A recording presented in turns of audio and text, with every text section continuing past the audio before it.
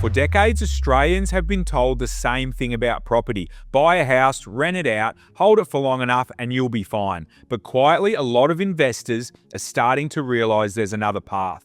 Small development projects. Welcome back to Inside Property Development. Today I'm joined by Claire, who heads up our projects team, who is across dozens and dozens of development projects at any given time. In this episode, we're going to break down why more investors are moving into property development, what a realistic first project looks like, and the mistake that catches out almost every beginner. Let's get into it. Claire, why are more investors looking at development rather than the old buy and hold? It's a really good question and an interesting question. I personally love a buy and hold strategy, but I think in today's market, the buy and hold model is becoming increasingly difficult for investors. I think what we're finding is a lot of investors are either at a neutral or a negative cash position, given that property prices where they're currently at and then the yield on a rental, it just doesn't stack up.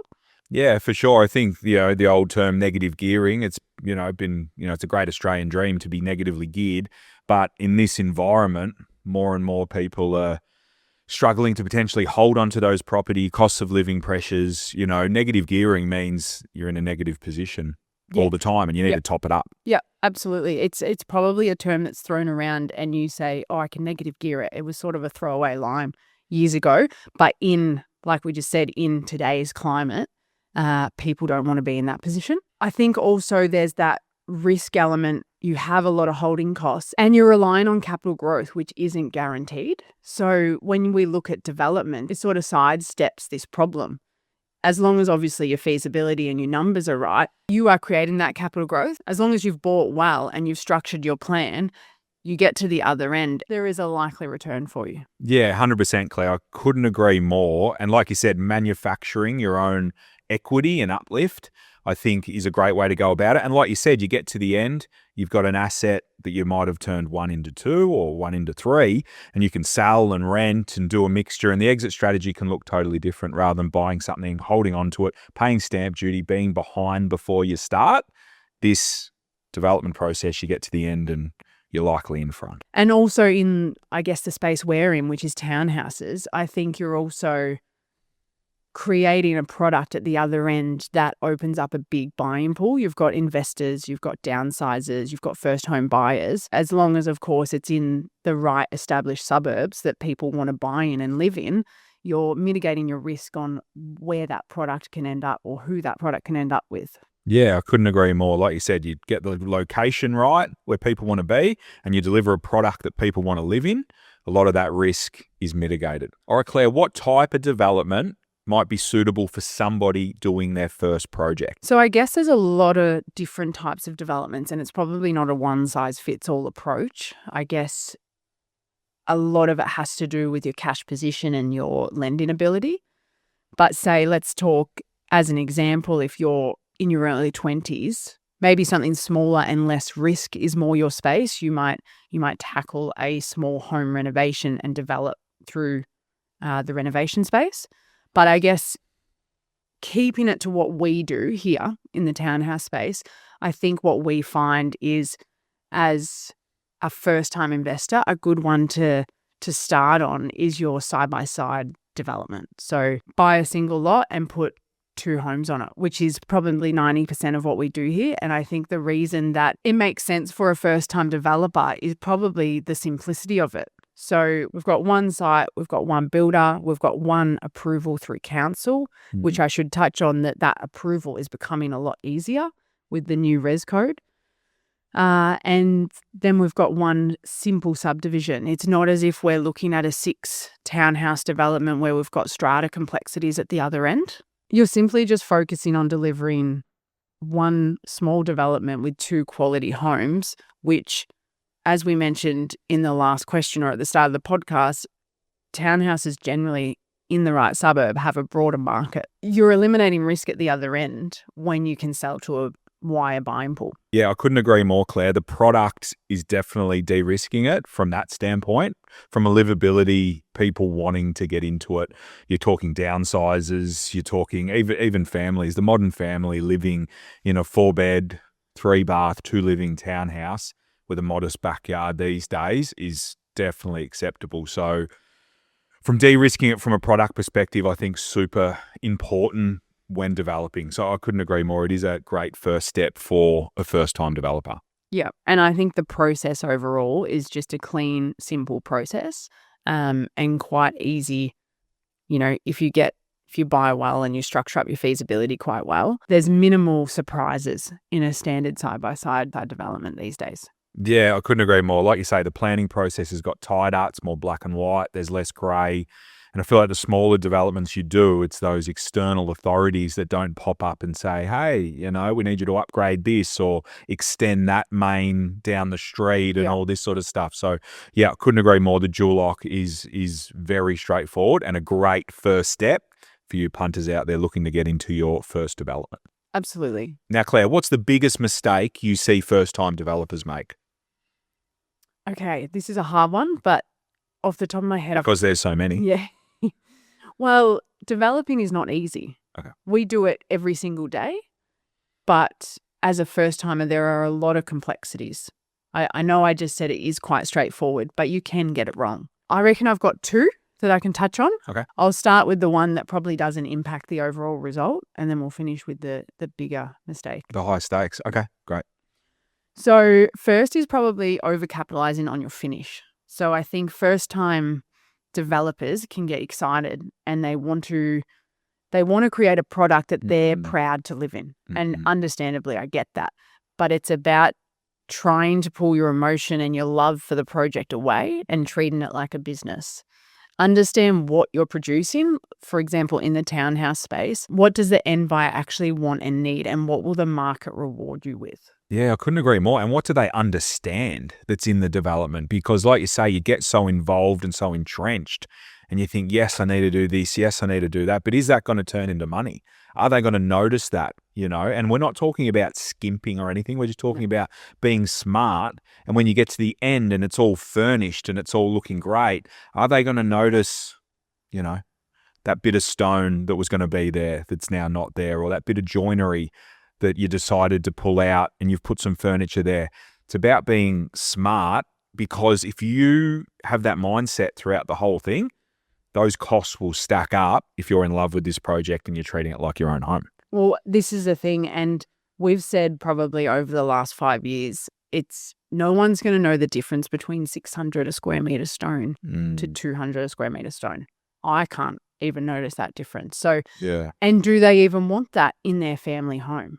Well, if they don't understand it and they don't know it, they go in there, they look, touch, feel, and they like it. That's what you're trying to achieve, not a flex that, hey, that it was 600 versus 200.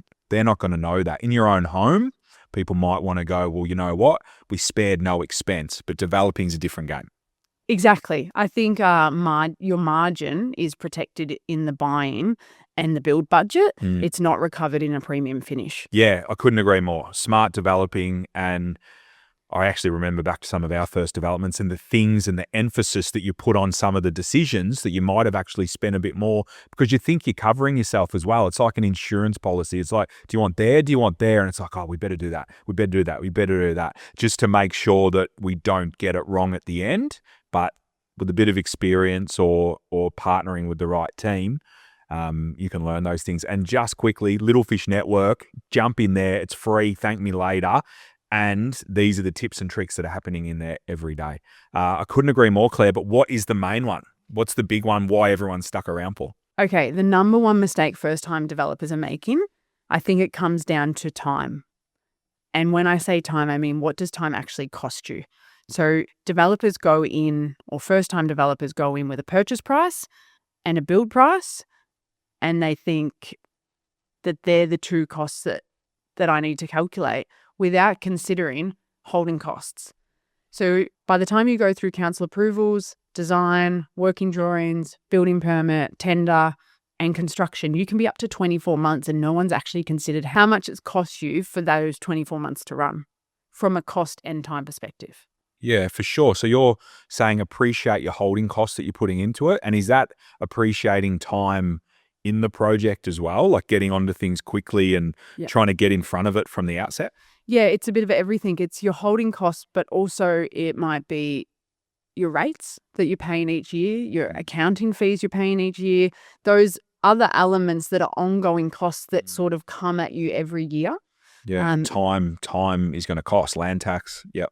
Yeah, exactly. And I think, obviously, of course, what you said, if we can get in front of things that, overlap the demolition with the building permit and overlap certain aspects of that, you're going to pick up time. But it's more, you just see first-time developers get to the end of a project and they're recalculating their costs and they go, well, that did stack up, but I've just spent 60 grand in land tax, accounting fees, holding costs, all these things that I didn't really consider by spending an extra 6 months in the design phase, which I thought was really important at the time. Yeah, and you thought you had time. I remember back to our first development that we did, and Ben and I bought the site, and it's all exciting. It's like, we bought the site, we did it. And then a couple of days went by, and the bloke I worked for, mentor back then, he said, if you organise your survey, when's your surveyor getting out there? When are you starting? And I'm like, I just bought the site last week, like why am I like getting pushed? And, because he was just trying to teach me time is money, and that time, you'll be looking for that at the end. Yeah. So just keep the champagne, It's true. on ice and get into the job. And that's what we do these days, obviously, is as soon as you buy the site, you got to get into the process. Otherwise, that time that you're losing at the front end, it's really painful at the back end. I think the perfect example when I think of the projects we run down here is as soon as we've started a project, as soon as the deal's been done, from a property purchase perspective, survey, arborist data straight away. We haven't even engaged the designer yet. We just get that done. We say to our clients, you're going to need this regardless of whatever designer you go with. Let's do it. It'll take a week or two. But by the time we start engaging the other consultants, we're actually ready to go as soon as deposits are being paid to these other consultants. And then further to that, we've had clients in the past who want to spend months on the design process, but we still haven't even got a comment back from council. We're not even into council yet. Yeah. So the biggest thing we say to clients is, that's fine. If you're 90%, even 80% happy with where we're at, let's finalise town planning, submit it. You're going to have 4 weeks of time where you actually can't speed up the process. Sit there every day and look at your plans and mark up what you want to change, and then do it once we get a response from council and we're updating their items. But they're the things that I guess a first-time developer's not considering that. They want to make sure the location of their toilet is in the right space, within 100 mil at that point. And that's just time. You'll get to the end of the project and go, where did that 6 months go? Oh, I lost 3 weeks here. I lost 4 weeks there. And what does 6 months look like when you're looking at holding costs, when you're looking at rates, when you're looking at accountant fees, ongoing quarterly accountant fees, etc.?